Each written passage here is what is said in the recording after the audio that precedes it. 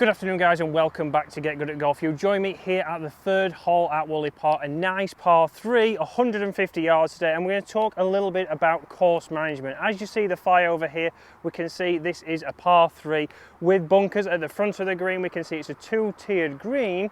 We're going to talk about options today of what club to hit. So first of all, we start to see that people get a 150 yard hole. You use your rangefinder, you've been able to connect to this flag, and you see, right, it's 150. So my golf club that I hit 150 is my 8-iron. So I have to hit my 8-iron. It has to be perfect, and we don't always see that ball get back to the hole. We start to see that people have to hit this perfect.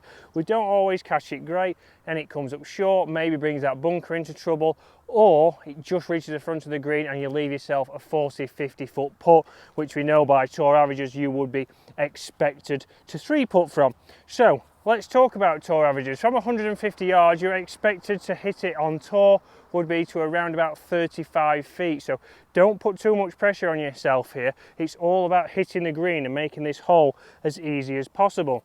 If I was going to hit an 8-iron here, we've got to think about the carry. Yes, my 8-iron might go 150 yards, but it might not carry all that way. So if it doesn't carry 150 and it only carries 140, we're already there going to be around about 30 feet away. So I'm going to hit this 8-iron now, and then I'm going to change club and talk through some other options that we could do to make it easier. So it's a good strike, straight towards the flag, and that looks pretty good, but I've had to hit that perfect. There's no real wind here at the moment at Woolley, so that's a good shot, should be middle of the green and give myself a chance. Now how can I make it easier? I can make it easier by dropping down a couple of golf clubs and starting to think, right, what do I need to do? This is a back pin here on this green. I want to get this ball, making sure that it gets back there. I can start to play a controlled 6-iron, and this is where you're practicing into the winter. The best players in the world, your tour players, are much better at taking a little bit out of a shot and being able to control it in there. I'm going to use a 6-iron now. I'm going to get up there and see obviously which one is closer here.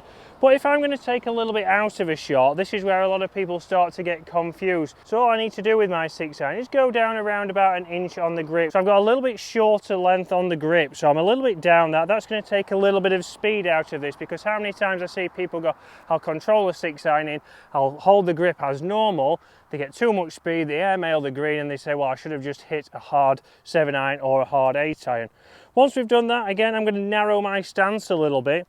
Narrowing my stance again is going to help us swing a little bit more within ourselves, and then from there it's just a normal swing. I'm going to feel like this is a 3/4 swing to 3/4. It's going to launch lower, a little bit more to the left there.